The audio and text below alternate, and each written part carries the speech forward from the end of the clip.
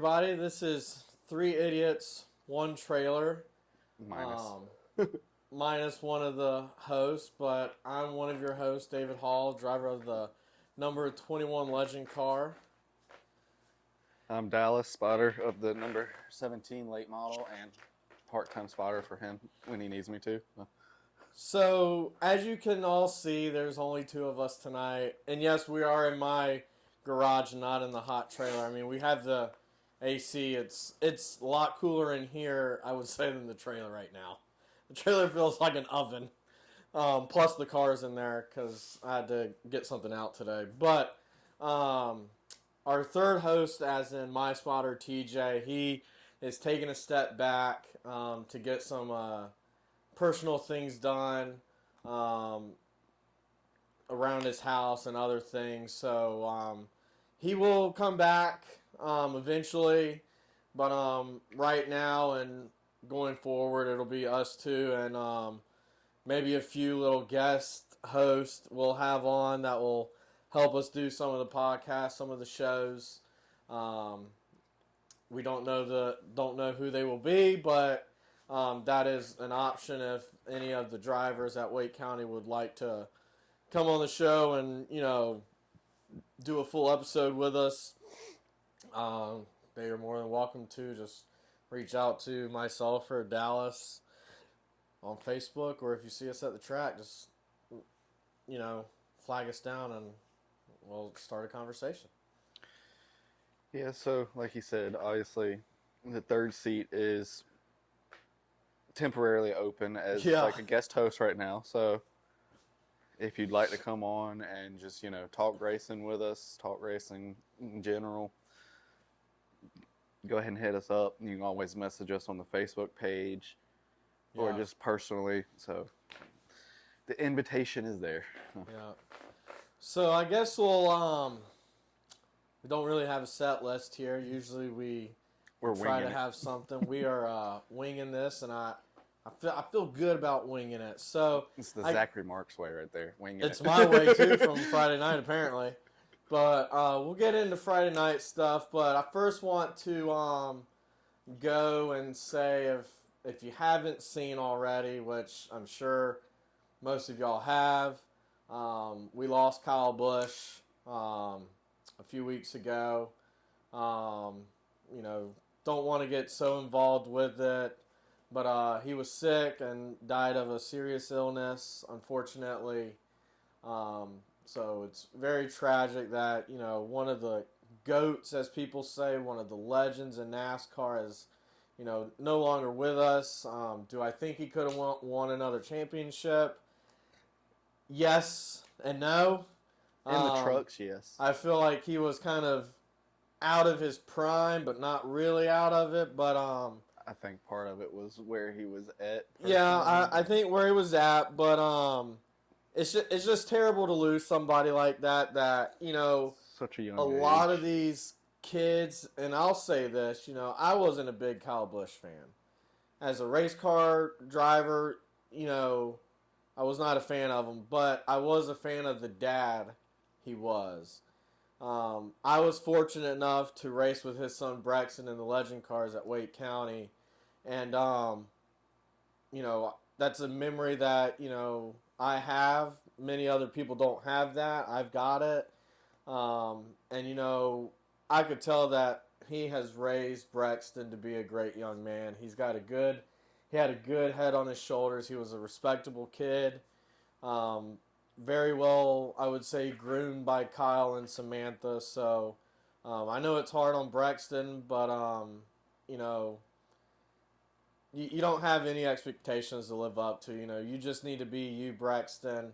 I know people will be, they're always trying to, like Dale Jr. was. They were trying to put him into, fit his dad's shoes and all that. But I mean, if anybody watches like Flow Sports or any rate, Braxton was at the summer shootout Monday and Tuesday, and Monday was a wash for everybody because they were racing on a wet track, apparently. That's what Legends wanted to do, and I was questioning that. Mm-hmm. But last night, he led about majority of the race and got passed on the last lap.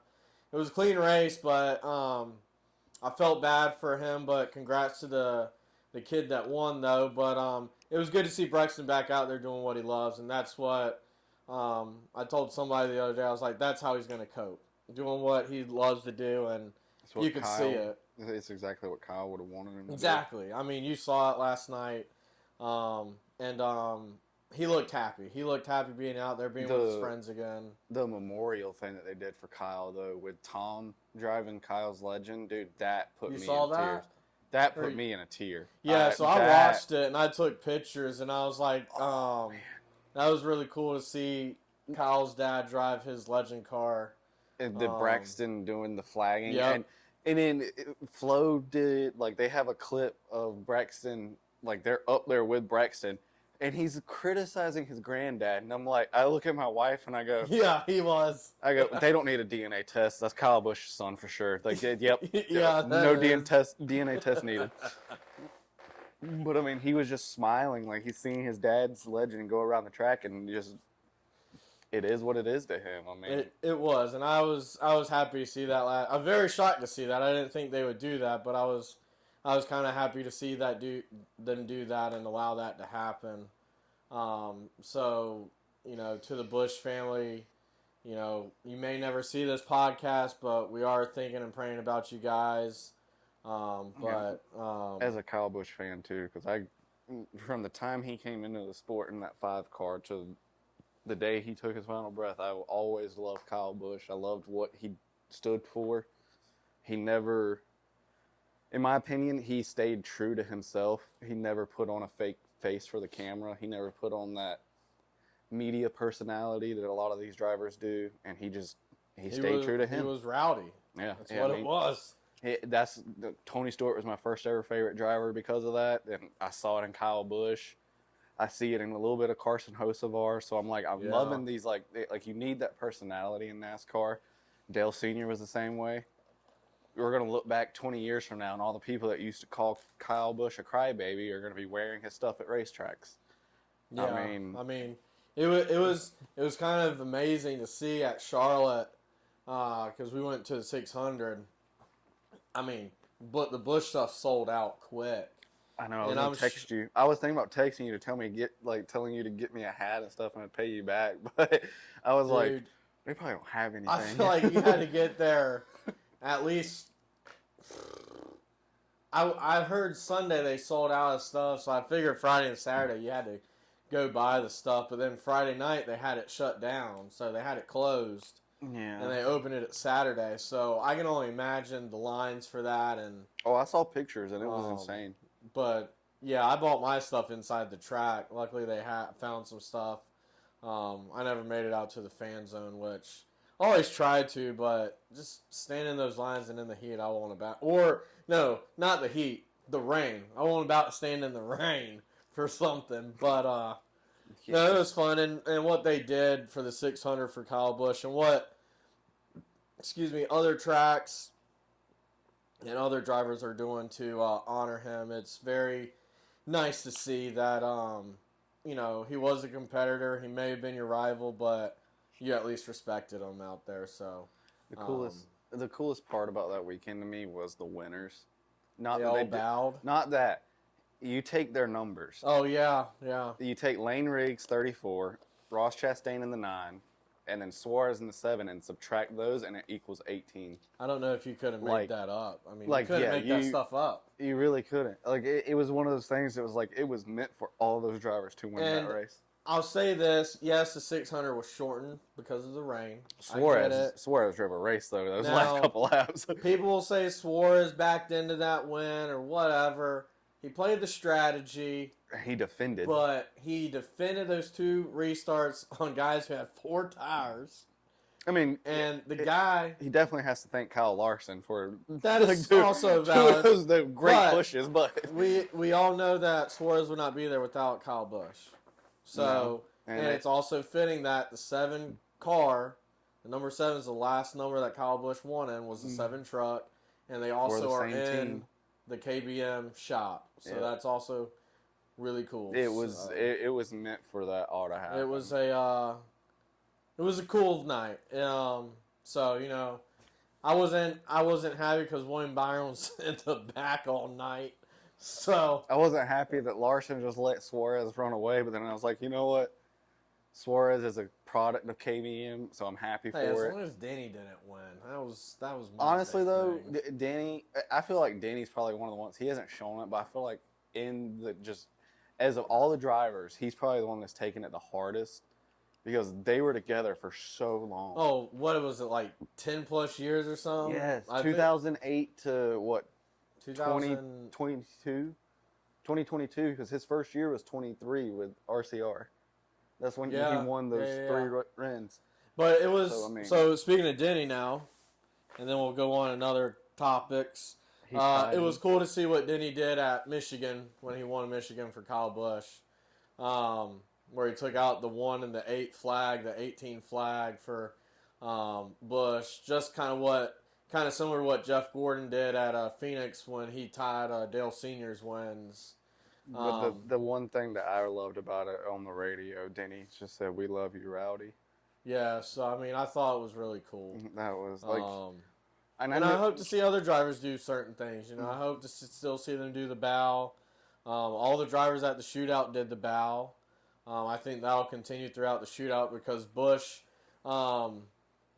they said that Busch was so excited to run the shootout this year, which I'm kind of shocked. I mean, I don't know how he could have found it in his schedule to do it, but hey, I guess on Monday and Tuesday you don't do much, so Kyle Busch and Kyle Larson are two different animals. They're going to find a way to get into a race car. Yeah, I know. Kyle Larson every day of the week. Like my man Larson won 3 sprint car races last week, and he did. It's just like, how does he do? Like, how do they do this? And they're true racers. That's all you can say is they're. I mean, I like seeing those racers come down to the local level and race with these guys. I mean, yeah, I mean, if I was as good as anybody, do I think I could beat one of them? Heck no, I would lose, and I think anybody would lose to them. But it's always fun to see them come down and race us. But I mean, you look at the races Larson's ran this year in the high limit. He's only won like 4 out of all the ones that he's ran. Yeah. So I mean, it's possible. I mean, you look at Kyle Busch's Snowball Derby last year. I mean, he's one of the super late model kings. Always was known as a super late model king, and he just got his butt beat. I mean, you have guys coming down to late models. Caden Honeycutt's thing was a whole different thing. That was awesome, but yeah, I don't think we talked about that because we did Ethan's. But that was 4 wins. 4 wins in like 36 hours was absolutely insane. I don't know who could do that. And not many drivers can win that many times in that amount of time. There's the saying, when you're hot, you're hot. But that man was bursting into flames. He was in fuego. I don't know if you could have cooled him off that weekend. I bet you put him in a cup car, he would have won the cup race. Probably. I mean, I looked at Alexa after he won the super late or the pro late model race at Ace. And I looked at her and I go, "Do you think he can win the 4th one? Do you think he can win the late model stock race?" She goes, "No, he's got to burn out now. There's no way." And I'm like, "He's starting 3rd. I wouldn't put it past him." And lo and behold, he pulled it off again. And I'm just like, It would have been cool to have a cup driver say, "Can you drive this for a win?" But no, but yeah, I just hate it. But I mean, you know, we have to move on. We have to do what Rowdy would want, and that would be to keep racing and keep, you know, doing what we do. Just keep doing the passion that we love. So we're going to keep doing that. Carson did the bow both times Friday night after he won. Oh, I didn't notice. I wasn't paying attention. I don't know. Me and Zach, we said if we did somehow win one of those races, we were both going to do the bow because we were such big Kyle Busch fans. I'll do it if I ever win, but yeah. I mean, I think that just shows the respect that, you know, us racers have for NASCAR drivers that, you know, change the sport. But, you know, you talked about Carson Friday night. I want to, you know, give a little shout out to Josh Lowe for getting the pole, you know, in his first year in late models. I'll tell you this. So very rarely, you'll never see me with the radio on when Zach's qualifying. He just wants to be by himself. But we were having radio issues, so we wanted to make sure they were still working. Well, me and Ethan are standing beside each other. I got the radio on, and I'm calling out the lap times to him. Josh Lowe goes to the top of the board, and I go, me and Ethan literally look at each other like, what the hell? Yeah, I looked at the scoreboard and I was like, let me get my phone out real quick to make sure that's right. And I was like, there's no way it lasts. Like, Carson's coming up. There's no way it lasts. Yeah, and then that's what Carson I goes kept second, and I saying. go, okay, you got to give him props there. I mean, I think Josh Lowe has found something out. He unfortunately, I'm not saying he petered out, but he kind of burned his stuff up there towards the end of race That's the lessons that he has to learn. But he said that. I talked to him afterwards. He said that, and I think for his first year, he's showing that he belongs. I was kind of skeptical on him moving up, but I think he belongs. I think he'll get a win eventually. He's done better than we have this year, so I mean. Yeah, I mean, I hate to say that, but yeah, he's. I think we outran him the first race of the year, but I mean, granted, that was also his first race. So. Yeah, the first race, his dad said, "Yeah, we're just going to start in the back, hopefully be fine." And but I mean, he's learned every time he's gone out on the track, and he's gotten better every time. So, I think they got a good group of guys there. Obviously, Carson, congrats on your 2 wins. We were missing a few, but Yeah, we are missing a few out there. Phoenix, congrats on your second. They went 1-2 in race 1. I think Phoenix, I think she can get a win soon if she puts it all together. I mean, Daniel was looking really stout that race. Daniel Von Cannon, he was looking great. It's the first time in a while I've seen him be able to put both twins together for good finishes, so they're definitely going in the right direction. I think build on that. Yeah. I would build off of that. I hate it for John Fitzhugh. They had another issue again. Yeah, I don't know what happened to him this time. I asked Justin after the race, and I think he said overheating issues. Yeah, so that makes sense. I told him before he left, and I was like, at least that's an easy fix and not something internal. What we think's an easy fix, but then we'll go back out there. We'll get the itch to go back out there, and something else will break. So I mean, these guys don't have brakes. They have electrical issues. I mean, drivers. If you can think about it, we've probably had it in the past 5 years. Let's just put it that way. I mean, they probably have. There isn't something that y'all could come across in a late model that we haven't already came across at this point. I mean, it's just it seems like that's how our luck's been. We're hoping next year it'll turn around. But yeah. So speaking just on the late model race, the first race we qualified horribly because y'all did terrible. The car did great in the second practice in an open practice. Zach didn't want to run. Zach didn't want to run the first practice just to put laps on the tires. He wanted to try to conserve the tires. I figured y'all did that because it was weird that you and I think Josh didn't go out or something. Like you and there was a couple other late models that didn't. Like we were trying to be conservative. Like he was happy with the car in open practice, so he's just going to use second practice and qualifying as kind of like a base for the race. Yeah. Well, with the temperature change and the sun dropping, I don't know what happened. But he went down into the corner and pretty much essentially he said it felt like the nose bottomed out and then tried to leave the track. And he was just like, what in the hell happened? So nose wanted to go faster than he wanted to. Yeah, so me and his dad came up with the idea that we were pretty sure that the rear of the car was sitting lower than the front. so we raised the rear of the car back up and it worked. The only problem Zach really complained about in the first race was just no drive off. So we made adjustments to fix that for the second race, hoping it would work. Get like 5 laps in and then just lose power in the car. And it's just like, again, like we just replaced the coil last year for the same thing. And it was just one of those things. It's like, why do these gremlins keep happening? Like, what is going on somewhere? It's race cars. You love them and hate them at the same Seriously, time. and we have been in a hate for a while with it. Even though we won 3 races last year, we're still in that hate because it's not doing what we want it to do. And it seems like every time we make the adjustments that should work, it does the complete opposite and makes it worse. And it's just like, Maybe you should have somebody like me that knows nothing about it work on it, and it probably would fix everything. Can't be no worse than what y'all are doing. I can't All do I'm no saying, worse. all I'm saying is, if you touch that car, we're burning. um, so yeah, that's how their late model race went. You know, so with the legend cars, we had 10 cars. Kind of the normal that it's been. I mean, we started out pretty high, I guess, and now we're running about 10, average about 10 to 12, I think.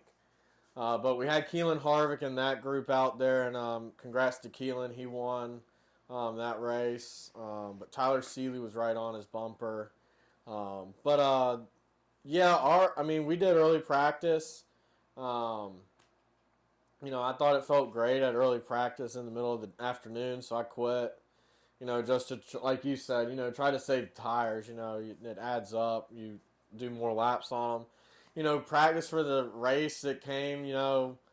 Still trying to figure out the car. I mean, we're still slow, obviously. I mean, we qualified 10th.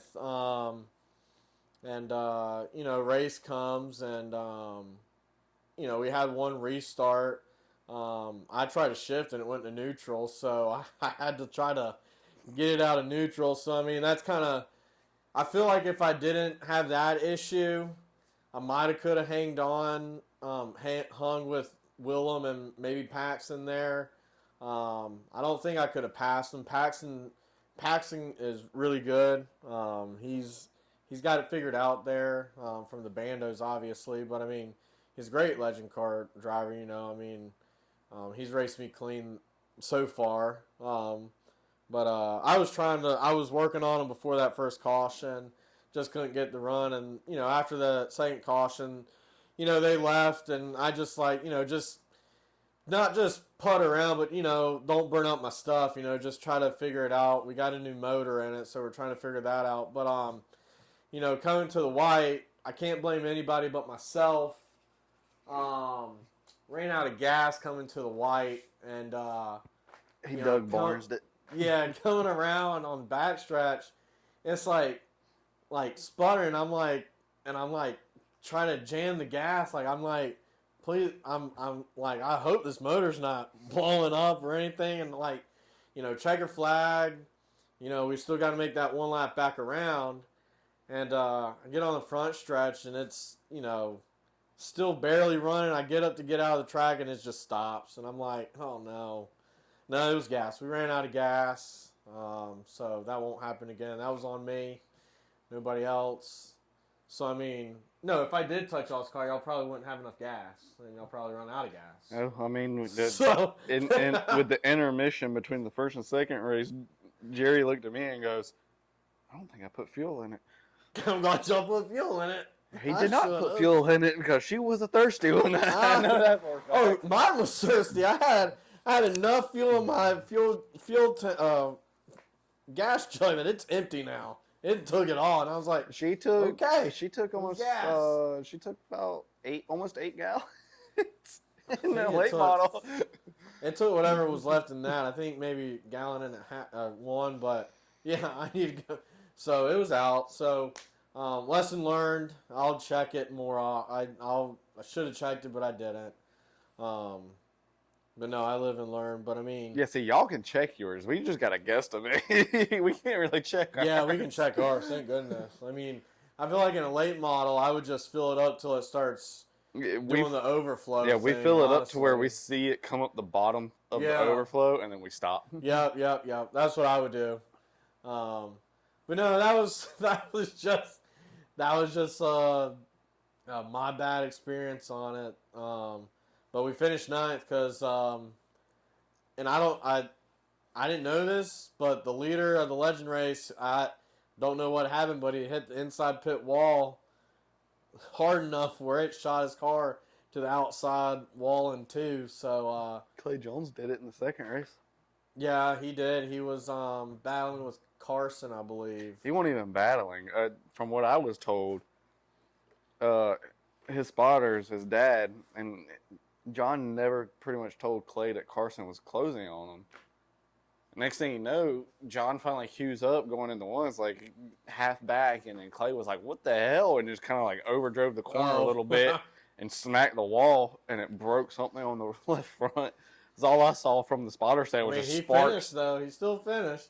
He finished, but the fact that Daniel was literally over a half a track back and ran him down in like 5 laps was insane. I mean, it was good to see Clay Jones back out there. I knew that they were going to come back.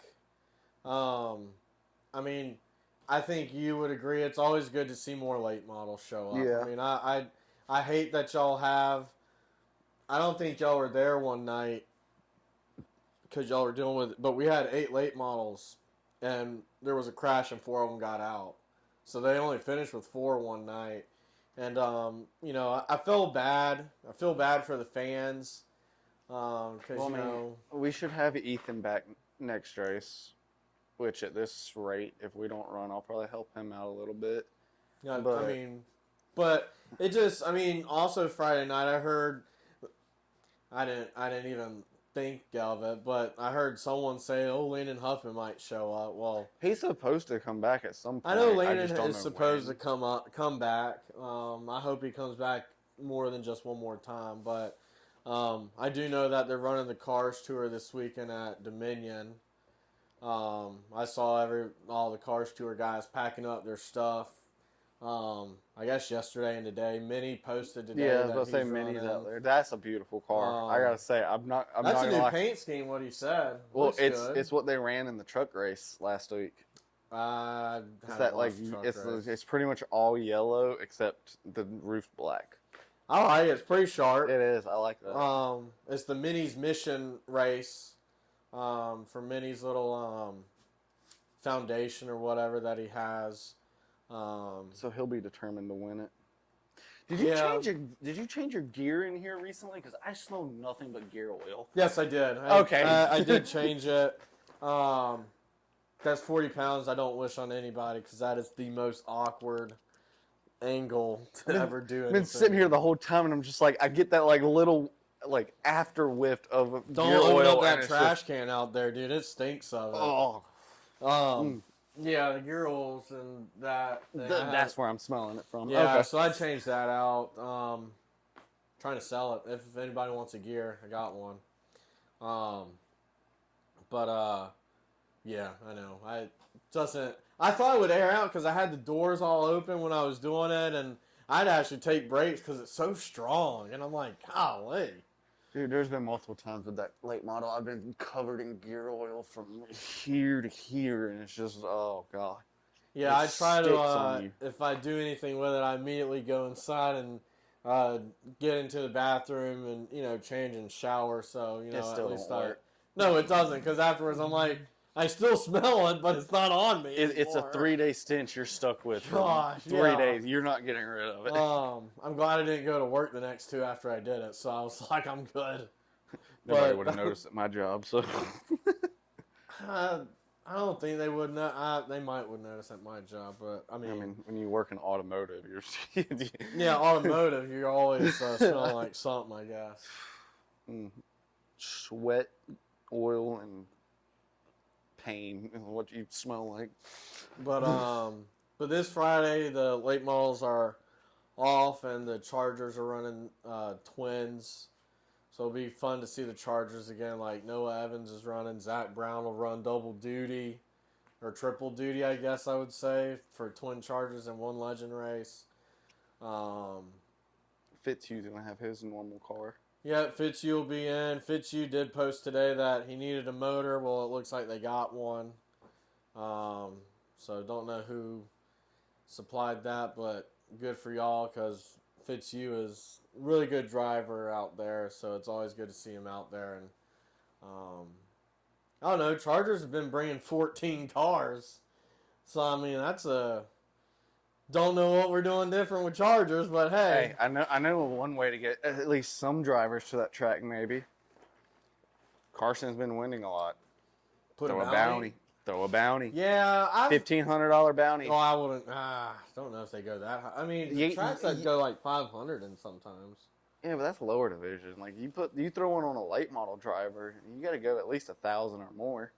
and then each race Did that they he do one doesn't last lose. year on him?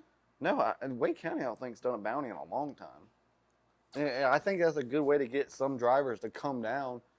I mean, It's a good thought because that's the extra added bonus. drivers are money Win the hungry. race, yeah. And they'll show up for money. They don't care. If they feel like they can outrun Carson, they're going to show up for that money. So that's a good way to get drivers to a track. I mean, Dustin Rumley's got one on him. I'm pretty sure at Ace.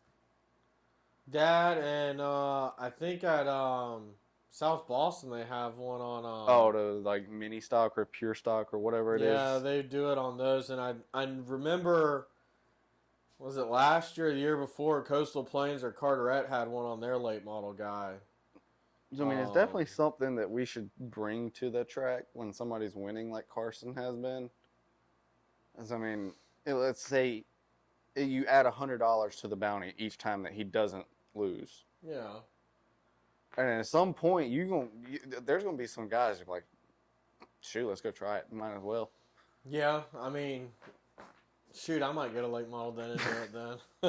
I tell Zach if to it gets high enough. I tell Zach to throw that car back together. Let's roll. I don't care if it falls apart on the last lap. Put it together. Obviously, there has to be rules. You cannot intentionally wreck him. No, yeah, you can't intentionally wreck. You and can't. he has to finish the race. Because, beating him off of just something breaking, that shouldn't count. No. Like, you have to beat him heads up, obviously. I agree. I think that, I mean, you can't intentionally wreck the guy to win it. And you can't, he's, leading and then just he gets the Zachary Marks bug for some reason and just something goes awry. I feel like you can't lose a bounty off of that. That's just because that's out of your control. Now, if it's white flag and he gets shoved up the track going down in the 3, hey, that's fair game. I mean, that's racing. Yeah, I mean, that's racing. But no, I could see that. I mean, I think that could entice some drivers to come out. I mean, even some of the Charger guys might throw a late model package on their car and come try it. I mean, you don't know. Fitzhugh's done it before. So, I mean, it's a way to get more late models in there to draw an even bigger fan crowd. So that way Charlie can pay that bounty whenever it does get beat. Yeah, that's true. Because, I mean, let's say we do put the bounty in and it never gets beat yet. It'll keep increasing. I don't know. It's a thought to do. I like to think that. I know because back when I was helping Andrew Grady back in 14, they threw a bounty on him. Was it at Southern they did? Or it was at Southern. Okay. And I can't remember if it because Michael Diaz ran it a little different than I think some other people. If he would have survived the bounty all the way to the end of the year, he gets the money instead of it carrying over. Him? Yeah, so then Carson would get the money. So it gives him even more motive to run better. Yeah, I mean, I could see that then. Yeah. Because the way I see bounties working in racing, it has to be that way to make it work. I feel like it's got to benefit people both showing drivers. up and benefit you as well. It's got to benefit both drivers that's trying for it. It's got to benefit Carson because he's going to try to win every race at that point to make that bounty go higher so that way he gets a bigger payday at the championship banquet. Yeah, I think it could help because he is also doing that Alan Quickie drive-in thing too. So yeah, racing against other people. I mean, he did go to South Boston and get beat. That was a very big learning experience. It was for him, and he said it. They weren't ready, they weren't prepared. But I mean, I think they learned a lot by going there, though. I really do.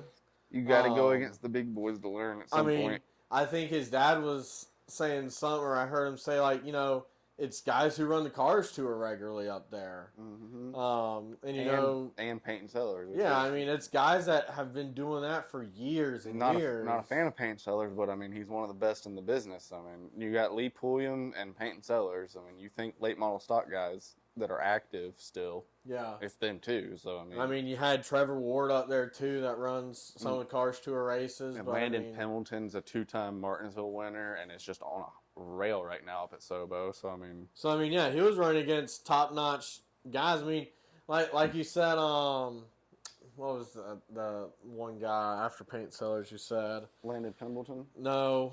Lee Pulliam. Lee Pulliam. He raced for Junior at Martinsville. Almost could have won the race. Almost.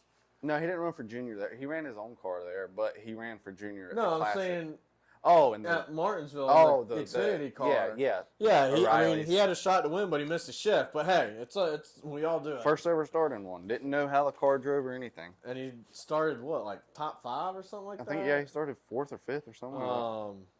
Kept his nose clean until he missed the shift. But other than that, that's fine. But, I mean, I was saying all week, if anybody's gonna win in their first ever start in a car, it would be Lee Pulliam. Didn't Josh Berry do it? Mm-mm. It took him a few tries. Because, I mean, even Josh Berry ran a few races at Richmond, like, back in, like, the teens for Junior. Yeah, that's right. I forgot. But he did win Martinsville for Junior. Yeah, that was his first ever win was Martinsville, but it wasn't his first ever try. So, I mean, Lee Pulliam right there alone just proved why he's the best in the business when it comes to short track racing. But it's good to see him getting back and doing it. I mean, I know that he had Butterbean in one of his cars. I'm ready to see him back again. It's been a minute since we've seen him in that one car. I don't know. It was Ace. He ran Ace? Yeah, it was an Ace race. Oh, I didn't check out that, so. Everybody keeps telling me I need to go run Ace, and I want to. I've gone and helped, like, Josh there when he ran his legend car there. It just looks like a fun track. I think y'all would like it if y'all went. Oh, Zach's already said he would love it. It's just we can't do it with his mom's daycare schedule that she runs. Yeah. Because, I mean, with Ace, because they run on Friday nights also, you have to get there, like, they'd have to leave the house at, like, 9. I know, and, like, Tori works at the track, as you know, and it's just, like, somebody asked me, like, come to Ace tonight, and I'm like, I'm leaving my wife, and not really, like, I can't. Yeah, that's the only problem with having 2 Friday night tracks fairly close to each other. It definitely conflicts that. They were supposed to go alternate, so then we could, but I do have on my schedule, though, there is one Ace race towards the end of the year when we're not racing, so I hope to get out there for that if I can. I've got it circled to go, so we'll see. One track I want us to go back to at some point is Caraway. Dude, come on, man. It's a fun. I love going there. Zach loves Caraway. He went one time and had the wrong gear in it and was still like the 3rd fastest late model on the track. And he was just like, what could we have done with the right Nothing gear? against any late model guy that runs Caraway. Nothing against any of y'all. I feel like y'all would have a great shot. Yeah. I feel like we would. I feel like we would have a good shot at Ace. You'd have to race against Brinkley. Yeah. Bryson. You'd have to race against him. There's history with the Brinkley family and the Marks family. So I mean, I think he'll race you clean. That's always going to be in the back of our minds too. Same with theirs, but I think y'all should come back. I think y'all would have fun. I know one track that we definitely want to go to.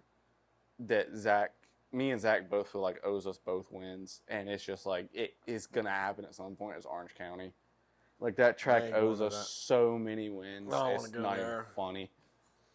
Ethan, our last person on the podcast witnessed one of them. He was the beneficiary of one of them that should have been our win, where he finished top 3 when he was running like 5th, pretty much the whole race. But that's a story for another day. But that Orange County is definitely one on Zach's bucket list that he's like, I want a win there because it just owes us. So I wouldn't. I don't think I'd take the Legend out there. It's kind of. I wouldn't. It's too rough. Yeah, they just ran a Legend car race in that Showdown series, and I think they only had, 8 cars out there or something like that. Maybe. The best way I can describe Orange County on how rough it is the first time we went back. First time I'd been back since my dad ran in like 2000. First time Zach had been back since I think like 2011. It was the COVID year, and Orange County was the only one that was kind of running races. Yeah, that's true. They were. So we got the bug and we went. Tell me how your left front shock bolt snaps in half. Because it's so rough. That's how rough that track is. The canyons and the front stretch. No, it was turn 1. The little rise that's up in turn 1 and 2. Yeah. Zach accidentally got the car too low and it hit it, and when it hit, it just smashed it so hard that it snapped the bolt. And it was just the craziest thing I've ever seen. I've never seen that happen on a race car from a track just being that rough. When Carson was running Legends, they ran a Legend car race there. And I didn't take mine out there, but I helped Jacob Gray, who races out at Orange County. But Carson was like, dude, I don't know if I want to race here because all you're doing is like vibrating the whole time down. Yeah. I was like, I don't like that thought. I don't like the vibrating, and I don't want to feel like the steering wheel is going to pop out of my hands. It's insane. So I just always, every time somebody talks about Orange County and Legends, I think of what Carson said about it. So I'm kind of hesitant. But don't take that away from what we're saying. It is a very fun track, though. It's a very driver friendly track too. At that. Yeah, I would say if you spin, I mean, you're carrying a lot of speed, but I mean there is room to catch it and not hit the wall so much. It's definitely a high speed track. It's definitely one of the fastest in North Carolina. That's like a local short track. Yeah, I would probably say it's about right there where the speed with Southern is. I think they're faster at Orange than they are at Southern. Wow, I tear up my stuff at Southern, so it'd be a while till I go back there. I mean, I like the track. I mean, I know Mike Diaz does this like spring and fall schedule, you know, and gives June. I guess most of June. They just finished up Saturday, so I guess most of June and July off. Because it's too damn hot. Well, there it is. There's no shade at all. Dude, it's a bowl. It's a bowl of heat. That's all Southern National is. The asphalt is like so hot. Like you take a soup bowl and then just elongate it. Yeah. That's what Southern National is for people that are watching this that don't know, and it's just all asphalt, no trees around. It'll be 90 degrees, just normal weather. You go down in the Southern National, it's 140. Yeah. And it's just, oh my I mean, I like the track. I mean, I do like it. I mean, I think he runs like, 2 weekends every month or something like that. Yeah. So, I mean, the schedule's kind of spread out. So they have one of the biggest races for late model stocks. Yeah, the Thanksgiving Classic. I always like going to that and seeing the names out there trying to make it. I mean, they only take what, like 30 cars? I think 30. Maybe that. I don't In know. the last like 2 or 3 years, they've had to actually send home, which is a good sign. I mean, that's sending home people too. you're having a lot of guys show up. I don't know if they'll ever consider like a last chance race for it or not. I think they should, just to make it a little more Like entertaining. give everybody a chance to race, at least a race, you know. Yeah, Because of how much so- you're spending. I mean, they spend a lot for the Classic. I've seen. Not as much as Martinsville, but Yeah, it's Martinsville is a whole nother breed. You're there for 3 days, like you are with Martinsville, pretty much. Yeah, but see, at Martinsville, though, they guarantee you a race, though. Yeah, you Guarantee get the a heat races. race. And they've done You're guaranteed 2 races because you're guaranteed your heat race and the last chance race. Yeah, and you're guaranteed. I mean, they guarantee you at least 1 or 2 races there, and then if you make the show, you're that too. So I mean, Martinsville's a fun experience if you've never been to watch. Watched on TV. I want to go there in person. Maybe I'll go with the race team if the Marks will go. I'll go with them. I want to go this year just to watch it. 'Cause I haven't been since 2016, so definitely one I want to go back to because I've been watching it on Flow the past couple of years. Last year we were doing something on that weekend, so I don't remember. It's usually the last week. There's the last Saturday, usually in September, is when they run it. 'Cause it's always like 2 or 3 weeks before the playoff race at Martinsville. Yeah, that's true. I think we were at a racetrack or something. I think I went to race somewhere. I don't know. But, I mean, any other topics you want to do? Like I said, we didn't have a set list, so we're kind of Just talking winging at this point. tonight. Love you, TJ, but at least we didn't have to talk about IndyCar or anything tonight. So we can stick to what we know. But no, like we said before, we're gonna, maybe have some guest host on with us. We'll still do driver interviews. We're kind of picking and choosing who those are. I'll